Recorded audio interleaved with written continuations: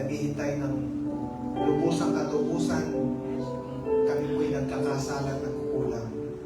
Kaya nga po sa umaga po ito, O Diyos, gawin po ninyo kaming karapat-dapat na mawit, tumawag sa iyo, at makinig na iyong salita. O Diyos, gabayan kami, Panginoon, sa aming pag-awit. Aawit po kami para sa iyo.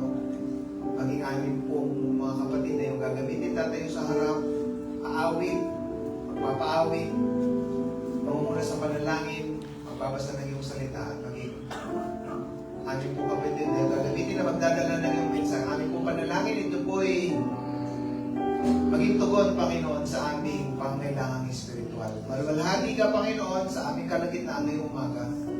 Sa mga ito pong lahat, amin po hinigalangin sa pangalan ni Jesus.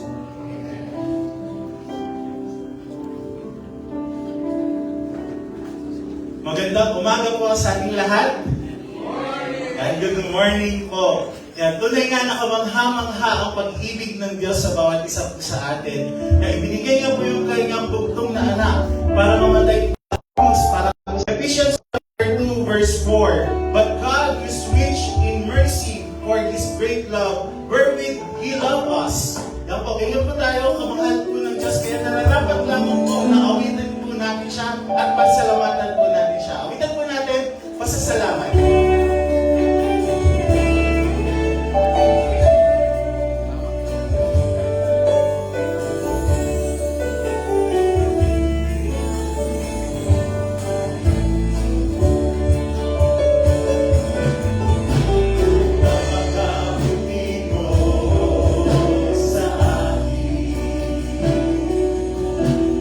Ikaw ba ang unawa?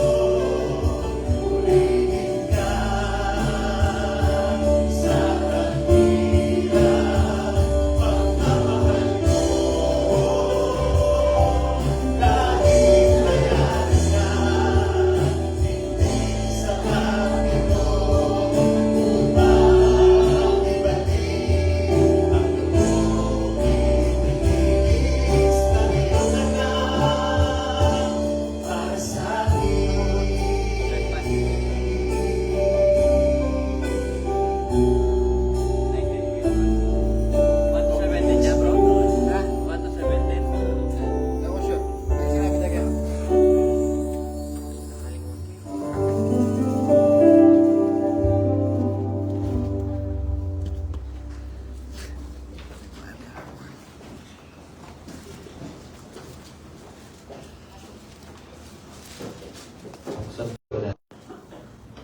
Psalms 92, line 1 to 7. 1. It is a good thing to give thanks unto the Lord, and to sing praises unto thy name, O Most High. Show forth thy loving kindness in the morning, thy faithfulness every night. 3. Upon an instrument of 10 strings, and upon the psaltery, upon the harp with a solemn song. For thou, Lord, hast made me glad through thy words. I will triumph in thy works of thy hands. 5. O Lord, how great are thy works, and thy thoughts are very deep. A foolish man loveth not, neither doth understand this. 7. Altogether, every wicked thing is gross, and all the workers of iniquity do glory. And his sentence shall be destroyed forever. Heaven and earth shall pass away, but the words of the Lord shall stand forever. Manatili po tayo, kaya palaksan. Pastor Per, umitin po natin ang hangangatan.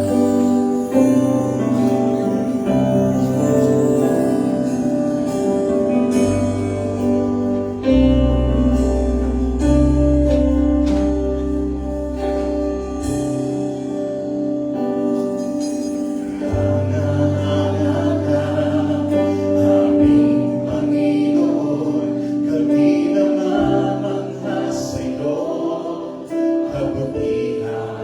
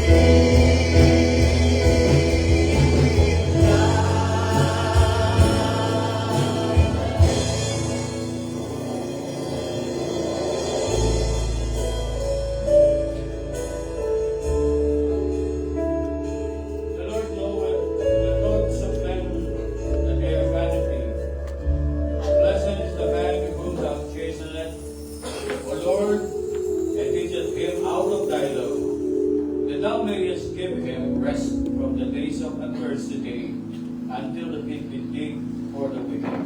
For the Lord will not cast off his people, neither will he forsake his inheritance. Kung meron po tayong kahilingang panalangin, ating idulog sa Panginoon ang mga kahilingan ito.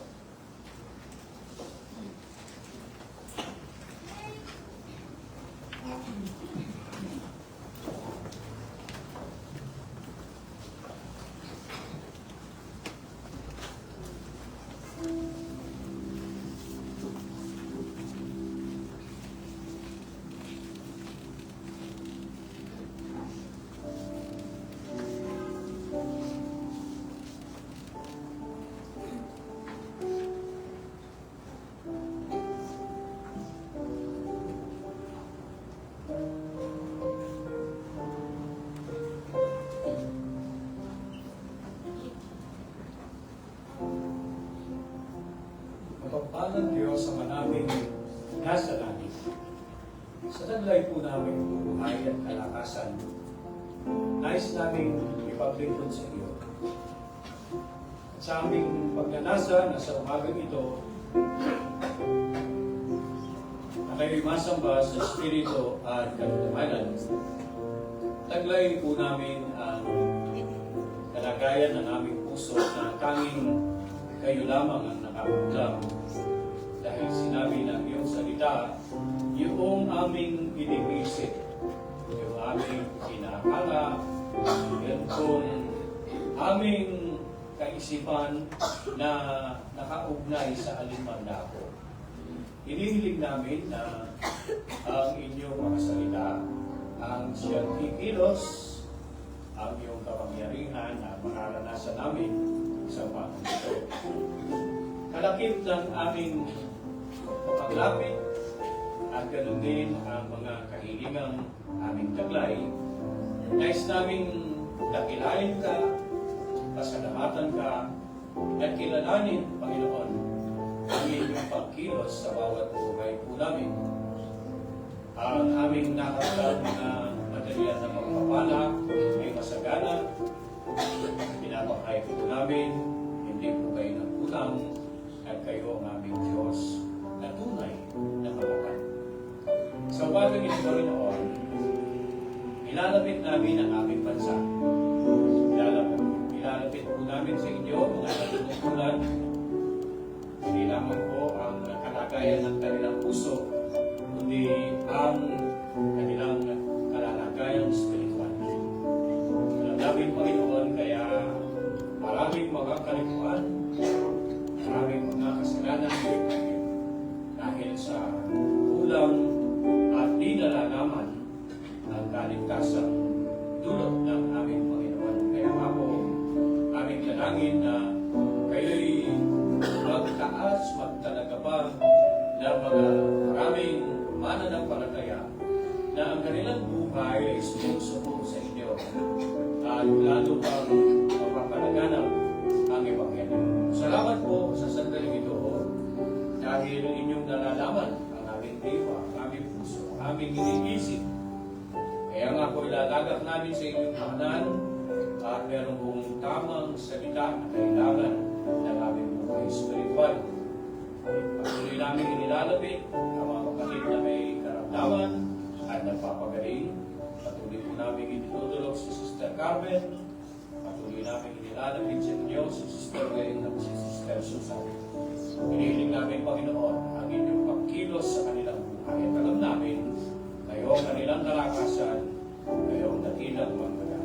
At sa sandaling ito, meron man pong miyembro ng pamilya na merong pisikal na nararamdaman, kayo ang aming Diyos na nagpapagaling. At ipagkakatiwala na ang kagalingan ito ay inyong ipagkakaloob. At salamat, Panginoon, narito po ang mga kapatid na nasa harapan na merong kanya-kanyang kahilingan. Napakabuti po ninyo, Panginoon. Hindi lamang po ang material na bagay na tinatamasa namin ang iyong naipagkaloob na manabay ang katatagan ng aming pananampalataya. Sa umagang ito, meron kaming laya na magtipon sa takong ito upang sa sambahin kayo sa Espiritu at katotohanan.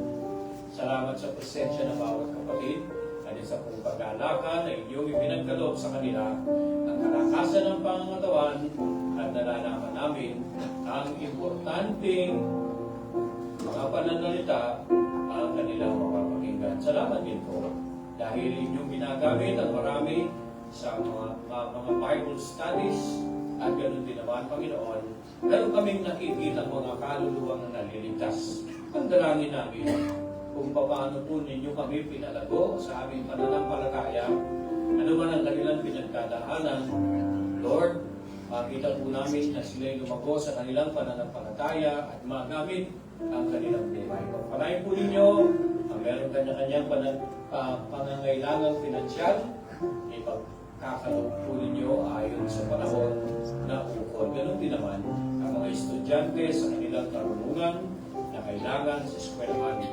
Ganon din nagpapasalamat kami dahil sa sandaling ito, ang mga personal po namin kahilingan ay matutugunan ng iyong mga salita.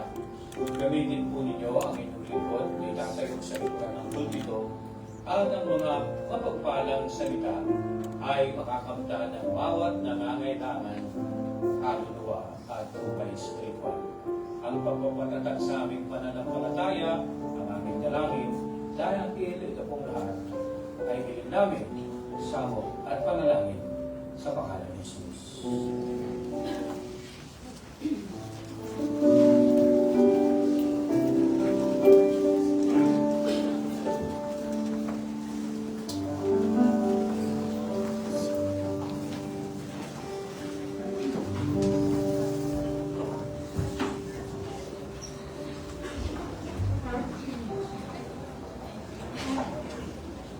Tinatawagan na po yung mga usher na kanina po yung ating mga basket para sa tithes and offering. Awinin po natin. Tingnan ang kulang.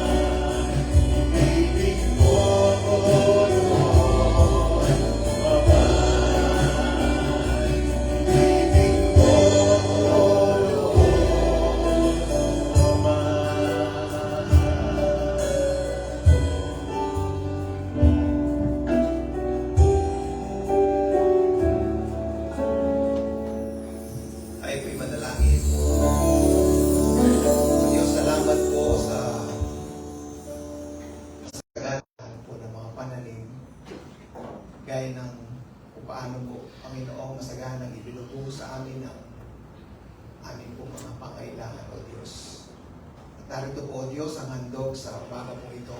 Ito po'y gamitin lamang po para sa iyo at para sa iyo lamang. Ito po lahat ay panalangin namin sa pangalan ni Jesus.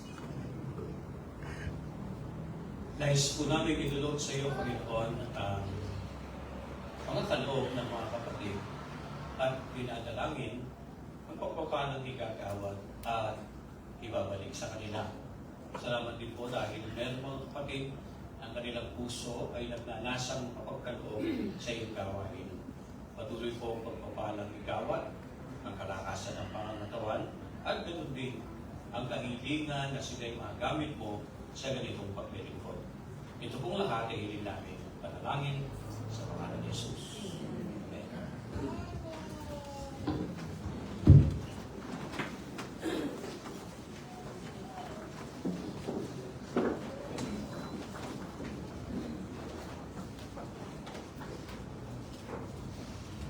Scripture reading from the book of Joshua, chapter 18, verses 1 to 7. And the whole congregation of the children of Israel assembled to the tabernacle for vision there, and the land was subdued before them. And there remained among the children of Israel 7 tribes, which had not yet received their inheritance.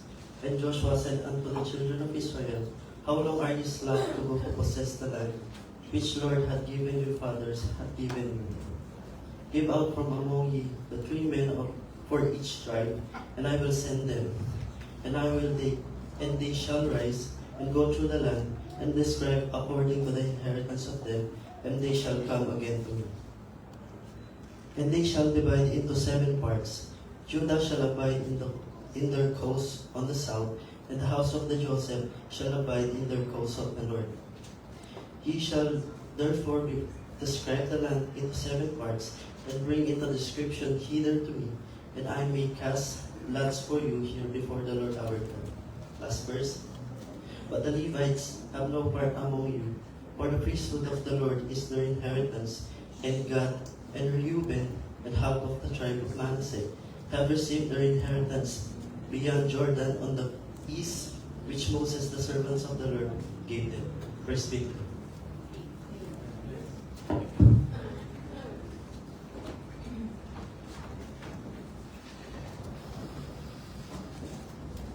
Scripture reading from the book of Luke, chapter 13, verses 18 to 21. 18. Then said he, Unto what is the kingdom of God like? And whereunto shall I resemble it? It is like a grain of mustard seed which a man took and cast into the garden, and it grew, and waxed a great tree, and the fowls of the air lodged in the branches of it. And again he said, Whereunto shall I liken the kingdom of God? Last verse. It is like leaven, which a woman took and hid in the 3 measures of meal, till the whole was leavened. Ito po ang salita ng Diyos na mananatili ng pakailanman.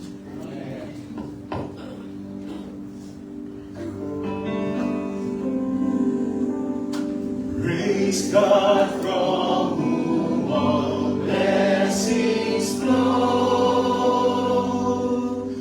Praise Him, all creatures here below. Praise Him above the heavenly hosts. Praise Father, Son, and Holy Ghost.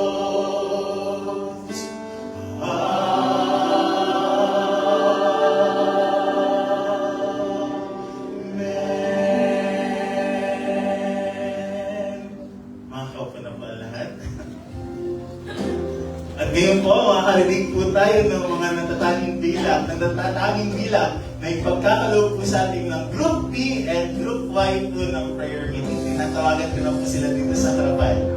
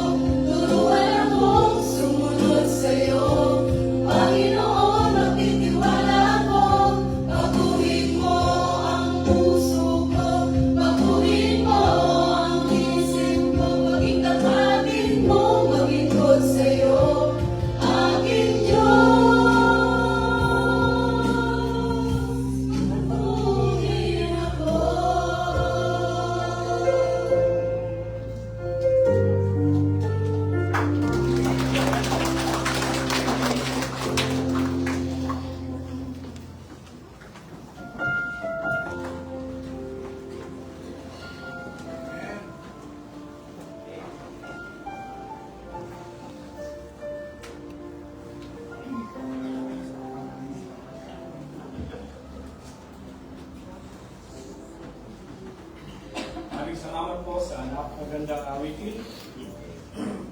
Group E and Y. Meron din po tayong kasama ngayong umaga. Ang pangalan po niya ay si Angel Lee. Angel Lee. Para tayo po'y lumupo sandali at atin siyang ipanalangin. Panginoon, nagpapasalamat po kami dahil napakatapat ninyo. At sa umaga nito, si Angel ay kasama namin sa pananambahan. Ano po pangangailangan ng kanyang spiritual ay matugunan ng iyong salita at ang kapulungan ito'y gamitin niyo sa ikatakot ng kanyang buhay pananampalataya. Ito po ang aming panalangin sa pangalan ni Jesus. Amen. At sa inyo po na napuyat kagabi dahil may late. At doon naman sa mga nagkanasang makatanggap ng tsokolate at bulaklak pero walang dumating. I-surprise na lang ninyo ang sarili ninyo bukas. Alright, magandang umaga at patuloy po nating tatalakayin yung patungkol sa pagsuka.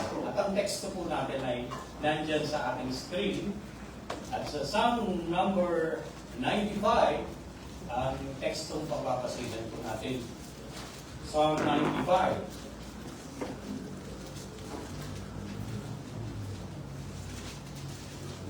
Dalawa bahagi po itong salmong ito.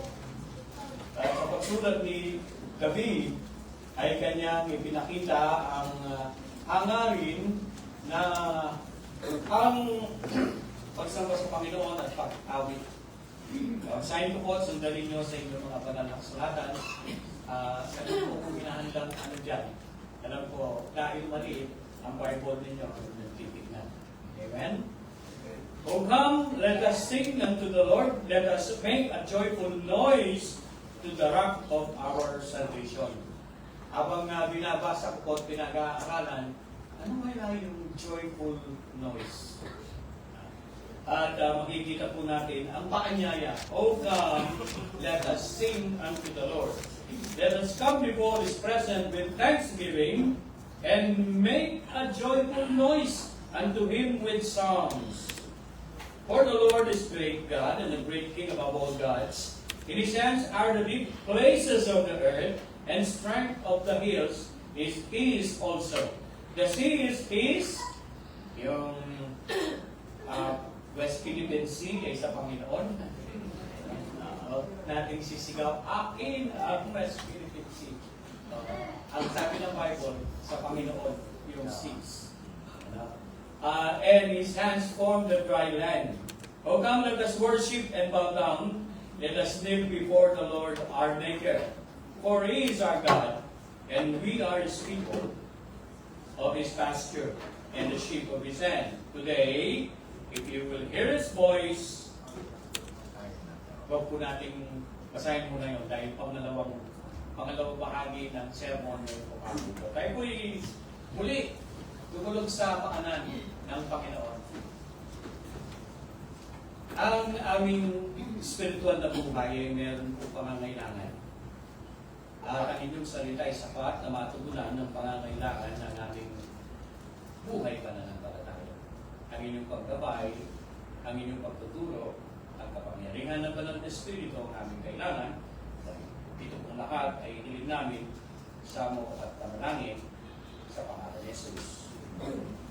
Last Wednesday po, nakalagay namin yung sa John 4:24. God's Spirit, and they that worship Him must worship Him in spirit na siya'y sambahin. At ang pangalawang katotohanan, ang Panginoon ay hinahanap niya yung totoong sasamba sa Kanya. Kaya nga sa umaga nito, itutulot ng salita ng Diyos na makikita natin ang ating sarili na tayo ba ay ang mga tunay na sumasamba sa ating Panginoon. Kung hinahanap ng Panginoon ang mga totoong sumasamba sa Kanya, masasabi ba natin na sa umaga nito, Lord, ako po yun, at ako'y sasamba sa inyo sa Espiritu at katotohanan ngayong umaga. Sa unang bahagi, makikita po ninyo ang panawagan. Oh, let us sing unto the Lord. Let us sing unto the Lord. Paanyaya po yun ng salmista. Kung meron pong saserdote noong panahon ni David at nakagawian ng mga Hudyo, dahil ito po'y para sa mga Hudyo, at bibigyan lang natin ng mga metaphor na patungkol sa ating buhay ngayon dahil ang tagal-tagal nang nangyari ito. Ngunit meron mga katotohanan na ating makikita. Kung merong saserdote at sa matagal na panahon ay tumatayo doon sa templo at nakikita niya yung mga sumasamba, marahil po yung paanyayang ito ay itinatawag sa kanila, "Oh, come, let us sing unto the Lord." Kasi po, kung nasanay na kayo sa mga awitin, kung minsan, wala nang halaga yun sa puso. Lumalabas lang yung tinig, ngunit yung damdamin ay hindi affected doon sa kanilang inaawit na musika. Di po ba? Kaya nga merong maawit habang na gano'n, nandun siya sa likod, nakikita na saserdote. Nakaganon lang siya dahil agad-agad, ulit naman itong aawitin nila. So, ganun po yung sinasabi ng salita ng Panginoon. Let us sing unto the Lord. Ang inyong inaawitan ay hindi yung katabi ninyo. Ang inyong inaawitan ay hindi yung crush ninyo na nandyan sa malapit. Ang inyong inaawitan ay hindi naman yung pastor o kongregasyon. Ang inaawitan ninyo ay ang Panginoon. Kaya nga, ang paanyayang ito, let us make a joyful noise. No? Kasi kung minsan sintonado ka, sa katabi mo, noise yun. Kaya nga, joyful noise kasi kahit sintonado ka, ang Panginoon na nagbigay sa iyo ng vida, nagbigay ng labi, nagbigay ng lalamunan, ang siyang nakakatanggap ng awit. Ngayon, makikita po ninyo yung joyful noise, ang sabi diyan, make a joyful noise to the rock of our salvation. Ito batong hindi matinag at iniugnay po yung ating kaligtasan. Dapat po yung kaligtasan ay matatag, hindi natitinag. Kaya nga, magpasalamat tayo dahil 2,000 years ago, ang Panginoon Jesucristo ay namatay na dun sa krus ng Kalbaryo para yung problema ng ating kasalanan ay kanyang mabigyan ng solusyon. Yung joyful noise na inaawit po ninyo kanina, maraming pasalamat, pagluwalhati, pagdakila sa Diyos, makikita po ninyo, ito'y napapakinggan ng ating Panginoon. At nalalaman niya ang laman ng ating damdamin at puso. Let us come before His presence with thanksgiving. And make a joyful noise. Merong paglapit sa Panginoon at pagkatapos ay merong pagpapasalamat. Salamat, tayong lahat ay nakatayo kanina umaga at meron tayong lakas. Amen. Salamat at gumamit kayo ng martilyo sa inyong toothpaste para lumabas lang. Pero meron pa kayong nagamit. Ang pagpasalamat sa Panginoon sa kanyang kaputihan. Nakarating po tayo ng Matibusay. Hindi ko alam bakit umuulan, Pebrero. Pero nagpapasalamat si Pastor Sunny dahil kailangan daw ito ng mga magsasaka. Ito naman. Kaya maraming pagpapasalamat ang dapat natin iuukol sa Panginoon. Let us come before His presence with thanksgiving and make a joyful noise unto Him with songs. Ang mga salmo na nandyan, nakasulat, ay pwede nating awitin. At kayo nang pumili ng inyong ibig na ilarapat. Pero sabi ng Panginoon, kahit na noise yan, nalalaman niya. Kaya lang dapat merong kagalakan yung inyong inaawit. No? Magpapakita po ito ng kadakilaan ng ating Panginoon. Sa line 3, for the Lord is a great God and a great King above all gods. Ang sinasabi ng salita ng Diyos, pagkakila sa Kanya. No? Kung mapapansin po ninyo, napakadakila ng Diyos na ito na iyong aawitan.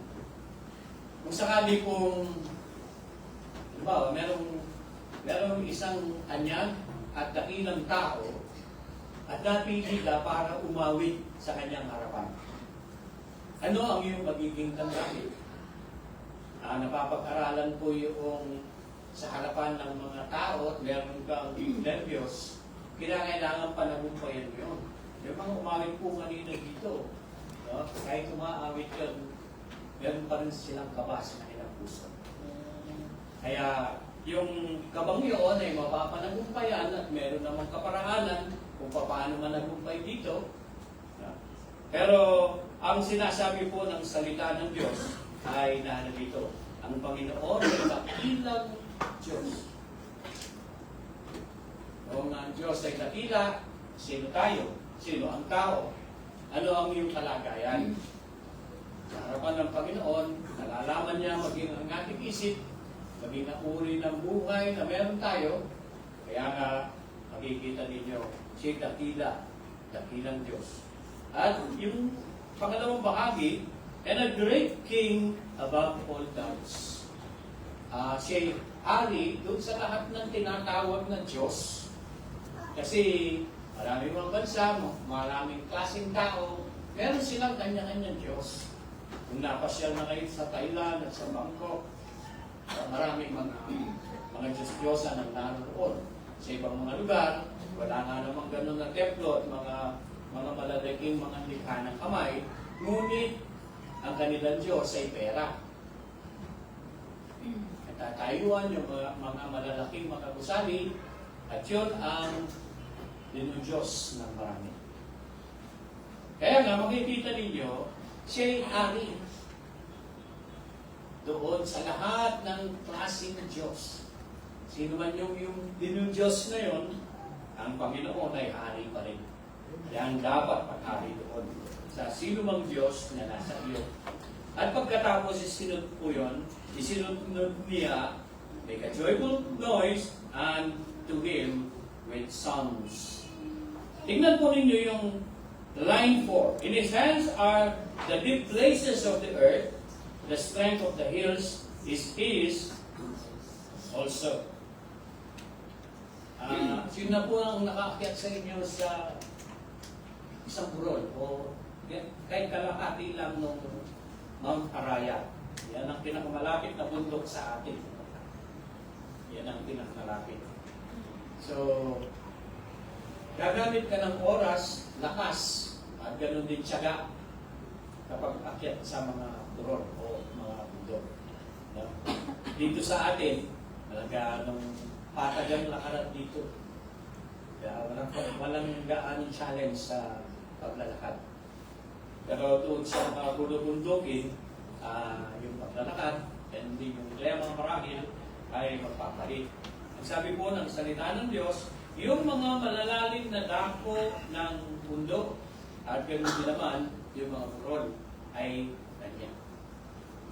Ang mga nakikita natin ito dahil alam ng Panginoon, at ito yung isusunod na bahagi ng linya, the sea is His, and He made it, and His hands formed the dry land. Kung malalim na theology, ang sinabi po ng Genesis 1:1, in the beginning God created the heaven and the earth. Pero dito po, sabi ng Psalmista, the sea is His, and He made it, and His hands formed the dry land. Iba po kasi kapag sinabi mong God created the heaven and the earth. Ibig sabihin, ang salita ng Diyos, lumitaw. Ang salmista ay pinapakita dito, hinubog ng Panginoon yung lupa. Merong existing material na pinalitaw ng Panginoon. Kung kulang ang kaalaman natin sa theology, hindi natin alam ang sinasabi ng salmista, bakit form ang ginamit na salita dito. Ang nakatutuwa, makikita natin yung sinabi sa line 6, O come, let us worship and bow down, let us kneel before the Lord our Maker. Ang panganyaya palagi ng salmista, sambahin natin ang Panginoon. Tayo'y mag-bow down. Yung mga pananalitang ginamit po dito ay nagsasaad ng pagpapakumbaba. Yumukod, lumuhod. Dahil sasambahin ang Panginoon. So, ano naman akong luluhod? Masakit na yung aking tuhod. Hindi ko ako natutos mo. Hindi rin akong nagsulat. At nalalaman ng Panginoon yung kalagayan ng iyong puso. Kahit yung tuhod mo masakit, gusto mong lumukod, ngunit lumulukod namin damdamin dahil sa pagkilala sa Panginoon ng mga pangyarihan, nalalaman ng Diyos yun. Diba? So hindi magiging dahilan yung physical na karamdaman para ibigay ang pagsamba sa Panginoon. O come, let us worship and bow down, let us kneel before the Lord our Maker. For He is our God, and we are the people of His pasture and the sheep of His hand. Today, if you will hear His voice, yan, tayo papasok na. Dapat Jacob, pwede bang ipakita natin yung Video po, Pastor. yung video. Panoorin lang po ninyo yan. Yan ay sa National Geographic.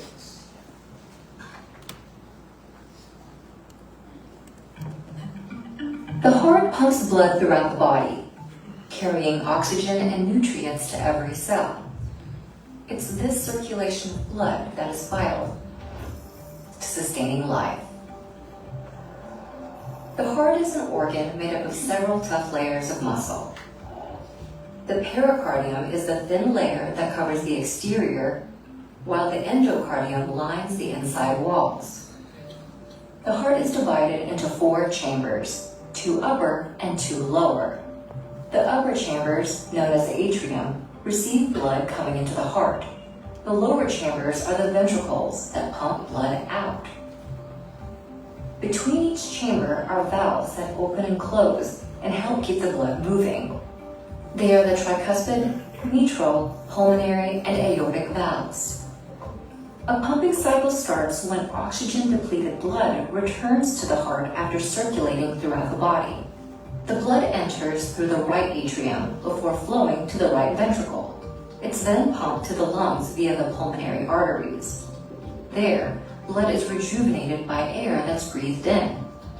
The oxygen-rich blood returns to the heart through the left atrium, where it goes to the left ventricle. Then, by way of the aortic artery, the fresh blood is pumped throughout the body before the process repeats itself. That process happens with every heartbeat, and it's relentless.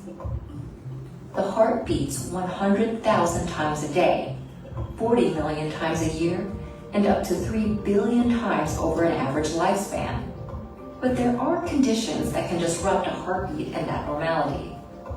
They can range from myocardial infarction or a heart attack to heart disease and hypertension. In contrast, exercise and emotional excitement can also have an impact on a person's heartbeat. The various blood vessels that comprise the circulatory system are a network of veins, arteries, and capillaries that span over 60,000 miles throughout the body, and the heart is the pump at the center of it.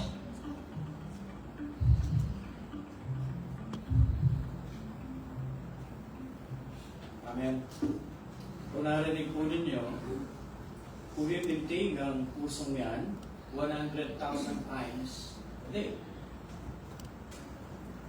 40 million times a year at 3 billion times in a lifetime.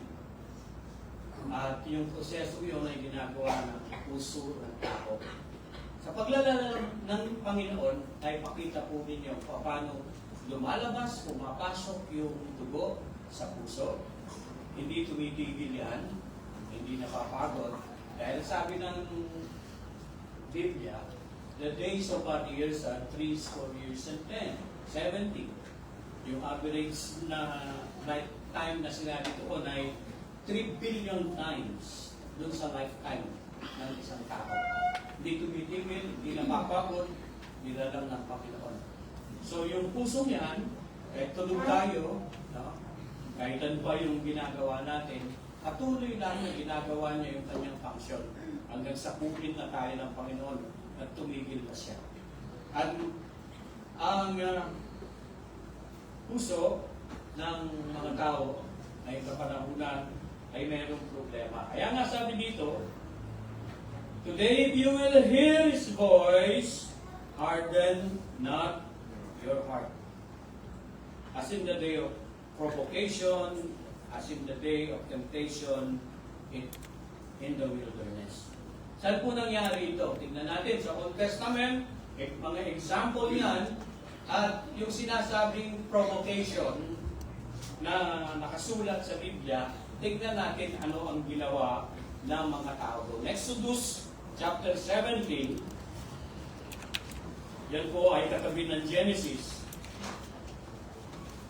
Pangalawang aklat ng Lumang Tipan at kapitulo 17 po ang ating tutunghayan. Kailan kaya matatapos si Pastor? Sumagal yung kanyang preaching ngayon. Ito po yung bahagi ng kasulatan. Nais ko pong basahin ito, sabayan ninyo, at kunin natin yung mga katotohanan na nandyan. Exodus 17, verse 1 to 7. And all the congregation po yan, the children of Israel journeyed from the wilderness of Sin. Tignan po ninyo yung wilderness. Ang pangalan pa niya ay Sin. Ang daling tandaan, ano? After the journey, according to the commandment of the Lord, and pitched in Rephidim, and there was no water for the people to drink. Naku problema, tubig na iinumin. At salamat po sa San Fernando, ang ating putihing mayor ay inalis ang 12% VAT. Also, konti lang ang babayaran ninyo sa tubig pagdating ng susunod na buwan. Makakapaligo na kayo ng 2 pesos. Mabuting balita po ito yung San. 2. Wherefore the people did chide with Moses and said, give us water that we may drink. And Moses said unto them, why chide with me? Wherefore do ye tempt the Lord? And the people thirsted there for water, and the people murmured against Moses and said, wherefore is this that thou hast brought us up out of Egypt to kill us and our children and our cattle with thirst? And Moses cried unto the Lord, saying, what shall I do unto these people? They be almost ready to stone me. So verse 5, and the Lord said unto Moses, go on before the people, and take with thee of the elders of Israel, and thy rod wherewith thou smotest the river. Take in thine hand and go. Behold, I will stand before thee upon the rock in Horeb, and thou shalt smite the rock, and there shall come water out of it, that the people may drink. And Moses did so in the sight of the elders of Israel. And he called the name of the place Massa and Meribah, because the chiding of the children of Israel, and because they tempted the Lord, saying, is the Lord among us or not? Yan po ang isinulat ng salmista na sinasabi sa line 8, the provocation as in the day of temptation in the wilderness. Merong reklamo itong mga Hudyo tungkol dun sa kanilang pangangailangan. Mga kapatid, kung patuloy po nating babasahin itong bahagi ng kasulatan, ang sabi ng line 9, when your fathers tempted me, proved me, and saw my work, 40 years long I was grieved with this generation, and said, it is a people that do err in their heart. And they have not known my ways, unto whom I swear in my wrath, they should not enter into my rest.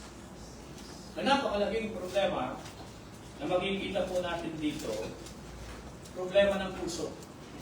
Nandiyan si Brother Manny, meron siyang problema sa puso. Ito ang literal na puso. No? Hindi yung puso niya para sa Panginoon. Yung mga tao nito ay lumabas kasama ni Moses, galing sila sa 400 years na captivity bilang slave. Kumpara doon sa 40 years na sila ay nag-sojourn dahil hindi naman sa katigasan ng kanilang ulo, kaya nagpaikot-ikot sila. Dapat sa kanilang paglalakbay, 11 days lang makakapasok na sila sa promised land.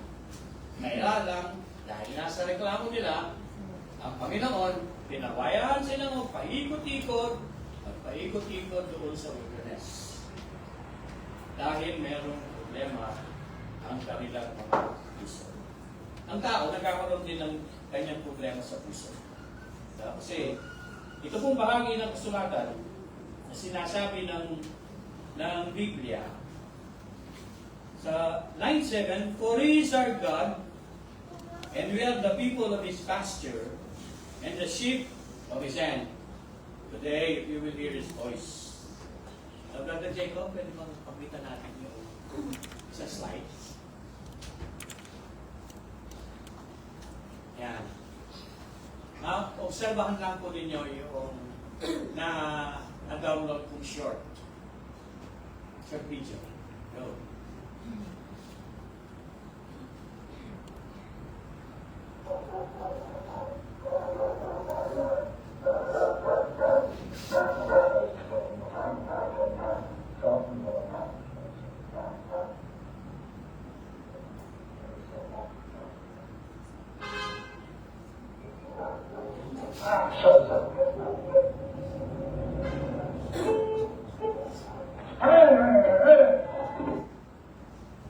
Yung mga sakepot, si binubiyonate ang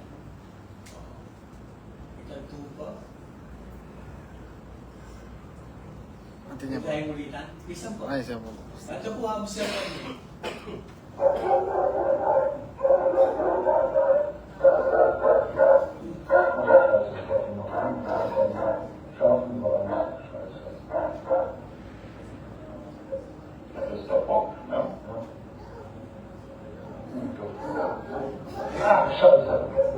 Ayun po naman.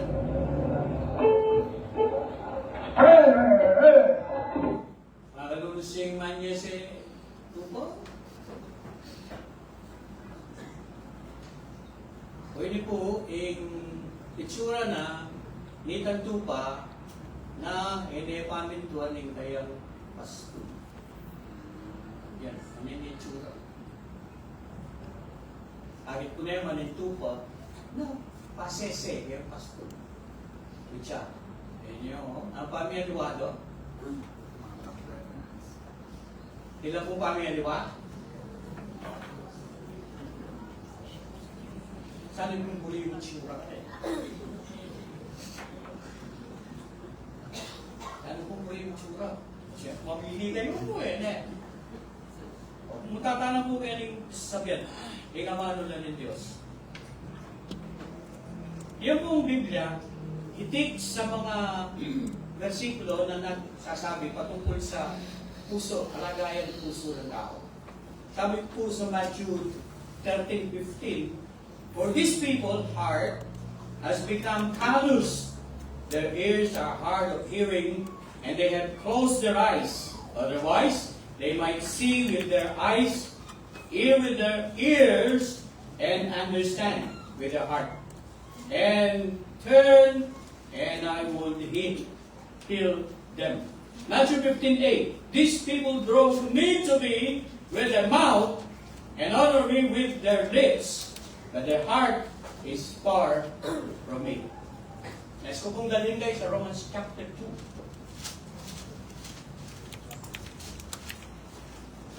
Maganda, binubuksan po ninyo ang inyong Biblia. Yung pong pastor ay pinaguide yung lupa.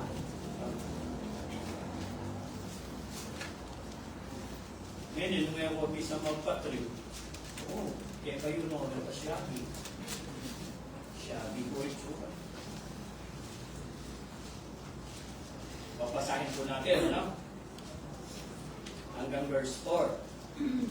"Therefore, thou art inexcusable, O man, whosoever thou art that judgest. For wherein thou judgest other, thou condemnest thyself. For thou that judgest doeth the same things." Pakinggan po ninyo mabuti. "But we are sure that the judgment of God is according to truth against them which commit such things. And thinkest thou this, O man, that judgest them which do such things, and doest the same, that thou shalt escape the judgment of God? Or despisest thou the riches of his goodness and forbearance and long suffering, not knowing that the goodness of God leadeth thee to repentance?" Hindi ba niyo napapagtanto? Ang dami ng blessing sa inyong buhay. Ang sabi pa na ng banal na kasulatan, dapat dumarating yung mabubuting mga bagay na yan, yung long suffering ng Diyos, hindi panawagan para kayo magsisi. Kasi may problema ang puso. 5, "But after thy hardness and the penitent heart, treasurest up to thyself wrath against the day of wrath, and revelation of the righteous judgment of God." Mga kapatid, hindi pa tayo hukom ngayon. Ay servant. Hindi pa natin karapatan para musga ng ating kapwa. At darating ang panahon, merong righteous judgment ng Diyos na darating. Ito yung nakakatakot. Napupuno ka na ng pagpapala, hindi ka pa nagsisisi. Meron kang buhay, meron kang kalakasan, meron kang material na pagpapala, meron kang kalakasan. Panawagan ng pagsisisi, sinasabi ng Panginoon, dahil dapat makita mo, Panginoon, ang dami ko pong natanggap na pagpapala, napakarami pang mga pagkukulang na dapat ituloy. So, Diyos, kayo mabuti, kayo'y mapagpatawad, at iniingatan ako. May problema ang puso ng tao. May problema ang puso ng tao.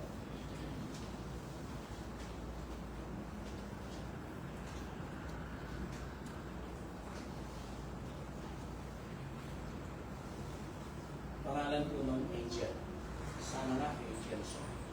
Na dumalaw dito.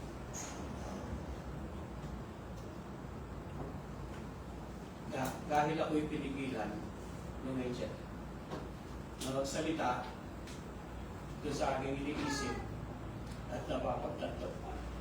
Pero ngayon, umalis na siya.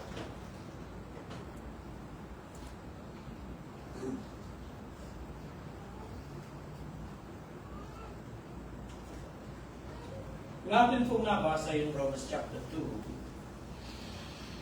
So, tatawagin pong itong spiritual cholesterol. Diba yung cholesterol, binabantayan ng marami. Noong August, nagpa-blood chem kami at pumunta kami sa doktor. At ang sabi ng doktor, nasa borderline yung cholesterol. Ibig sabihin, lumalapot na yung aking dugo. Kaya yun ang cause ng pagtaas ng aking mattress.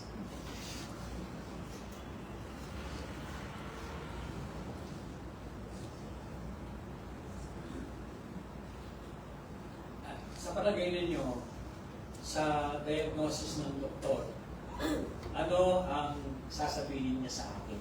At ano ang kanyang sasabihin? Ano ang kanyang ipapayo? Kailangan mo ng operasyon. Yun ba ang sasabihin niya agad? Hindi pa yung operasyon. Hindi pa. Ang unang-unang sinabi niya, huwag kang kakain ng chicken. Huwag kang kakain ng karne. Yung pagkain, kailangan mag-diet ka. Yan ang unang ibinawal ng doktor. Sasabihin ko sa kanya, nangangaral ako, preacher ako, pero kumakain ako ng ibon. Pero yun ang payo ng doktor na nakakaalam ano yung kakasama ng aking puso. Sabi niya, diet ka. Ano yung pinayo? Isang cup ng rice. Lamang ang dapat kong kainin. Sabi ko, anong kunyo ako ng malaking tasa? Kasi isang cup lang naman. Malaking tasa yung gano'n. Katigasan ng puso at tao dahil pagdating sa pagkain. So, isang cup lang ng rice. Kumusta yung pasyente mo? Alright. Ano po yung pangalawang ipinayo niya sa akin, maliban sa bumili ako ng gamot sa kanya. Ang pangalawang tanong na sinabi ng doktor, nag-exercise po ba kayo? Amen. Yun ang pangalawang dapat mangyari sa isang nilalang na yung kanyang cholesterol ay talagang lumalapot at nagbibigay ng problema. Opo, nag-exercise ako nung ako'y 35 years old. So exercise ang kailangan para yung masunog, yung hindi nararapat. Sa problema ng mga Israelita, ang kanilang kinonfront ay si Moses. Pangapansinin po ninyo, ang kanilang kinonfront ay si Moses. Ngunit ang sinabi ng salita ng Diyos, ang pag-uugnay ng salita ng Diyos, hindi yung ginawa kay Moses eh. Yung pagrereklamo, ginawa yun sa Diyos na tumawag sa kanila. Kaya nga, meron dapat iwasan yung mga mananampalataya. Meron tayong spiritual cholesterol, kailangan iwasan. Diba? Iwasan ang mga matatabang pagkain. Fat. Revelation 3:17. Yan po ang spiritual na fat.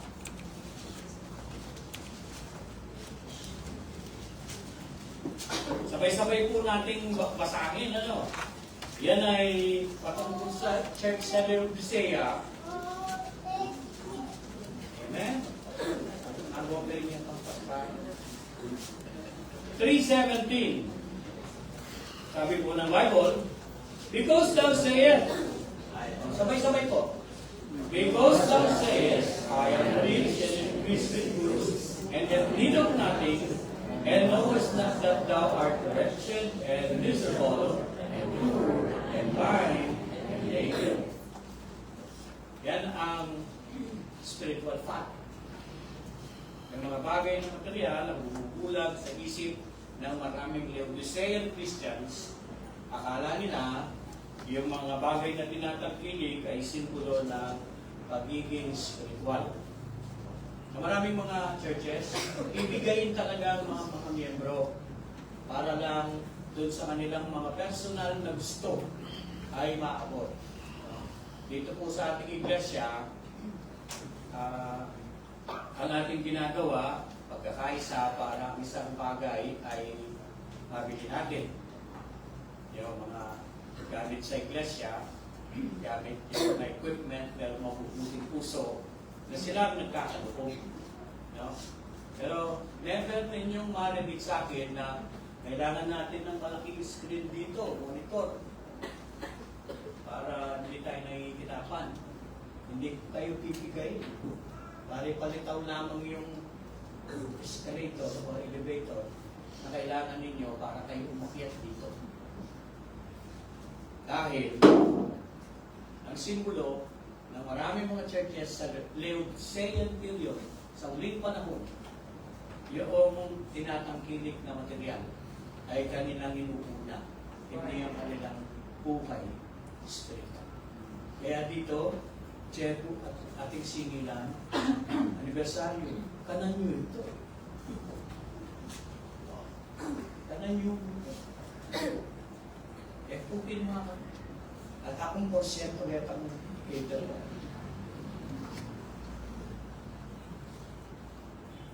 Ikinikya mo na eh. Kaya kayo ito. Mag-celebrate kayo. Kaya yung anibersaryo. Laodicean period. Yapin niya yan. Sabihan mo dakal ka, pero sabi na, you are wretched, miserable, poor, and blind, and naked. Nakakakit. Nakapanagin ko sa sarili mo. Sabi lang naka-spiritual. Luke 12:21.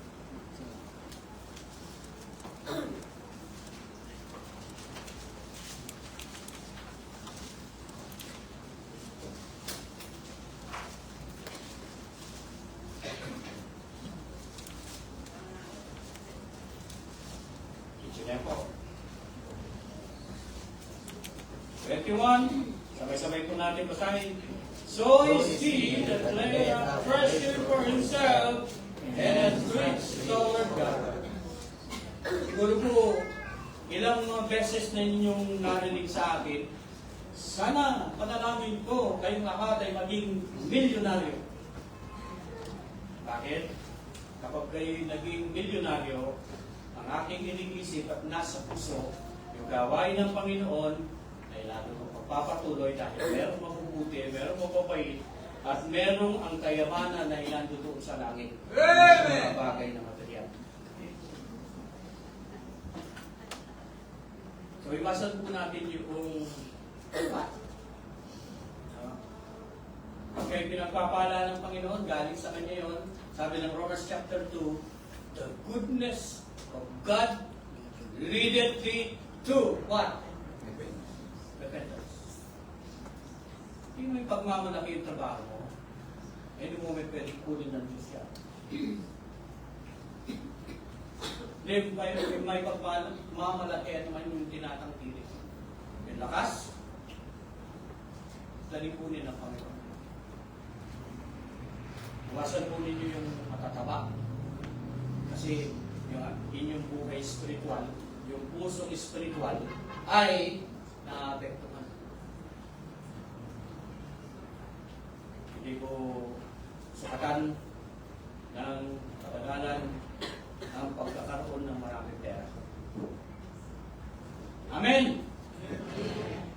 Uulitin ko po, hindi sukatan ng pagiging spiritual. Ang dami na pera.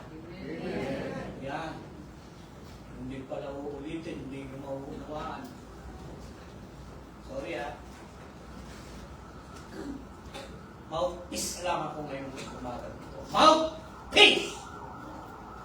maipaabot sa inyo kung gaano nakakapal yung cholesterol sa inyong spiritual na puso.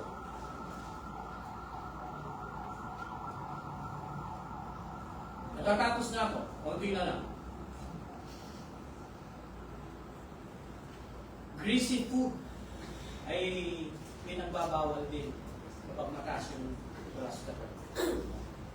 Hindi naman po yung matataba, kundi greasy. Amos 6:1. Yung unang makakita, ay basahin ng napakalakas.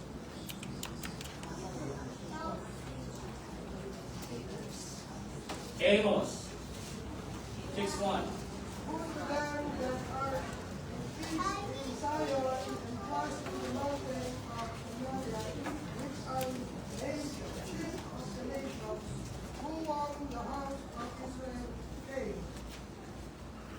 Thank you, God. Yan pong sinasabi ng banal na kasulatan. Yung risiko na nakaka-apekto sa ating buhay spiritual ay ganito. May utos yung leader, hindi, dapat ganito gawin yan. Dapat ganito yung gawin ko. Ito yung gagawin ko. Hindi naman pride yun. Kung hindi, pinapakita dito na kinakailangan yung kaparaanan mo ang kanilang gawin. Sa 1 Corinthians 10:12, meron ka akibat na utos yan sa bagong tipan. So kung merong problema, merong mataas na cholesterol ang ating buhay spiritual, ang rekomendasyon ng mga doktor sa ating physical na katawan ay diet, exercise. No? Amen? Ganyan ang gagawin natin. So, sa spiritual life, sa ating buhay spiritual, kinakailangan natin ng spiritual exercise.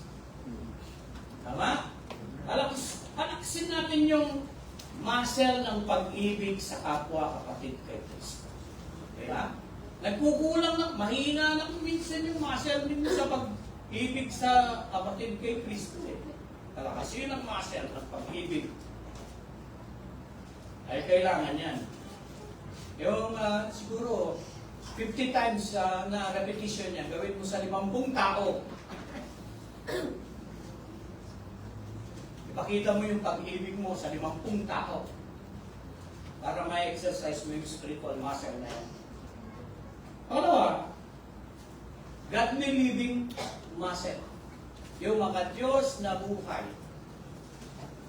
na kalamnan. Sa buhay spiritual, yung godly living, kailangan. Diba? So, paano yung godly living? Ganito yun. Ibinigay ko na nga, pastor, yung kanan.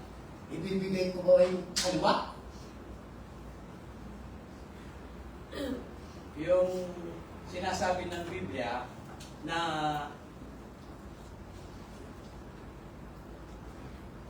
kabilang palagi yung nasasaktan dapat. Kami lang dapat ang magpipigil. Alam ninyo at memorize ninyo yung Proverbs 3:5 and 6. Siguro memorize ninyo. Masabi ng Biblia, trust in the Lord with all thine heart and lean not unto thine own understanding. You know thy ways, acknowledge Him. And He will direct thy path. Sinapal ka dito. Sinapal ka sa kaliwa. Tapos, gagawin ka ba? Tadyakan mo. Tadyakan mo sa panalangin. Nalakas ng muscle mo. Ipagkatiwala mo sa Panginoon, trust in the Lord. Ibigay mo sa Kanya. Ibigay mo sa Panginoon. Kasi may exercise mo yung muscle ng pag-ibig. Sorry, lahat kami harap sa judgment seat of Christ. Ipagbibigay sulit namin ang aming ginawa.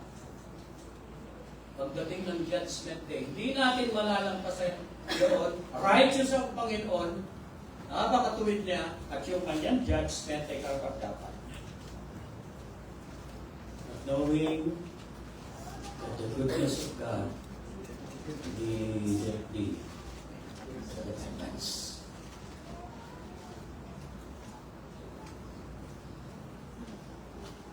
Sasasin ninyo yung inyong love muscle.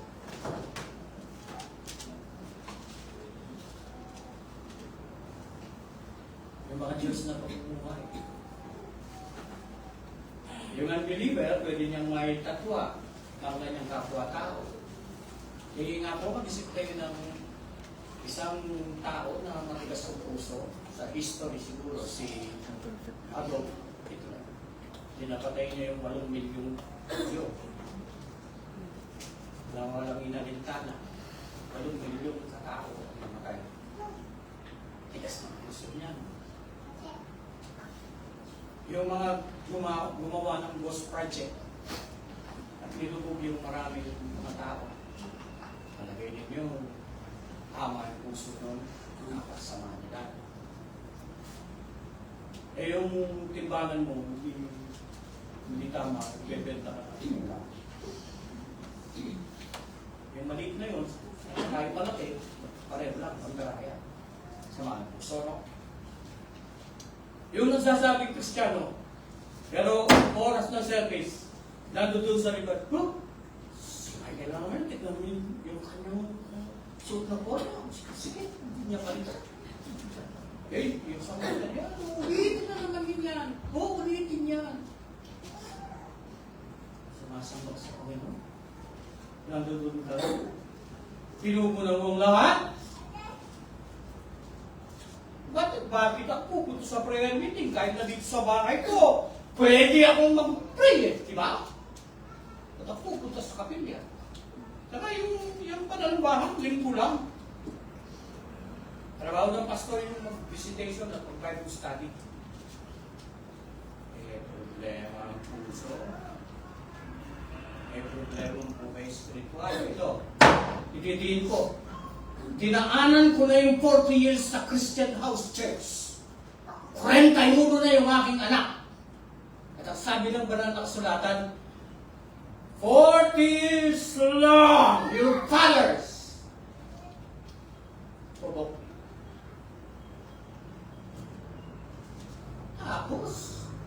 Tapos, exercise ko yung aking love muscle. Para lang sabihin ko sa inyo, hindi naman ako ang tinatwa ninyo, hindi naman ako pinagsabihin. Panginoon,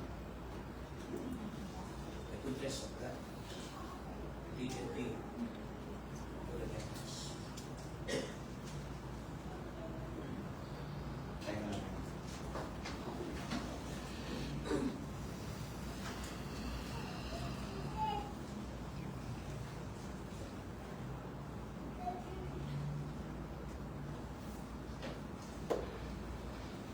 Kami, tinuruan mo Panginoon na tumingin sa iyo na Panginoon.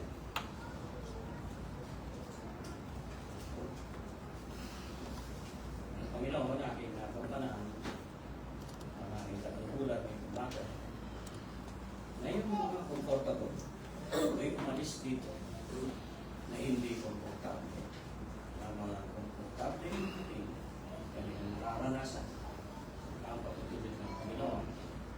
Kaya sila maghahanap ng kaparapaan, kaparaanan kung paano tumimit sila. Gamitin po rin yung salita para magdugin dito sa iglesia. Sa pangalan ni Jesus. Amen. Manangatinan niyo kung sabbatical leave. Mantok yung eskwela, yung mukhang kumakapan mo anak natin ng asal mayo.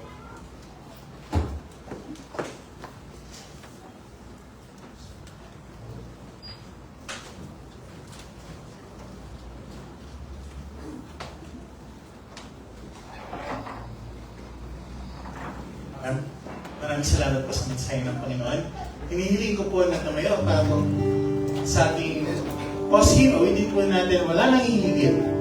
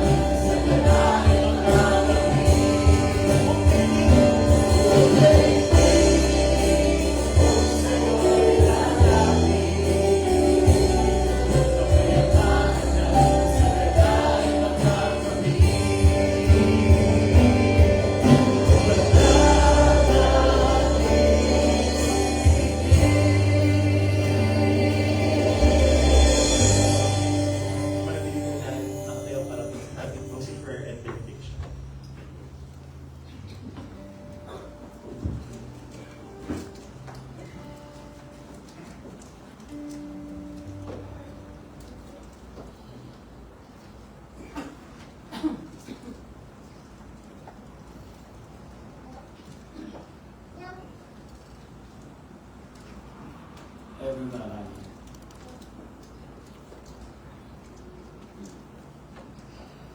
Una, nagpapasalamat po kami dahil malaya kami makakasamba. Inyong nalalaman ang bawat damdamin at nais namin ilaga sa inyo, Panginoon, ang laman ng damdamin, kaisipan at puso. At ito'y kumit kami ng iyong salita. Sa aming pag-awin, kayo ang aming bibigyan ng pag-ating pasalamat at patuloy namin makikita ng aming mapagpupunan sa buong sanglinggo. Ang kalangasan ng Panginoon ay pagkaloob sa bawat isa, pag-iingat kung paano may pagpatuloy namin ang aming paglilingkod sa iyo. Now unto Him that is able to keep you from falling and to present you faultless before the presence of His glory with exceeding joy. Only wise God our Savior, be glory and majesty, dominion and power, both now and ever. Amen.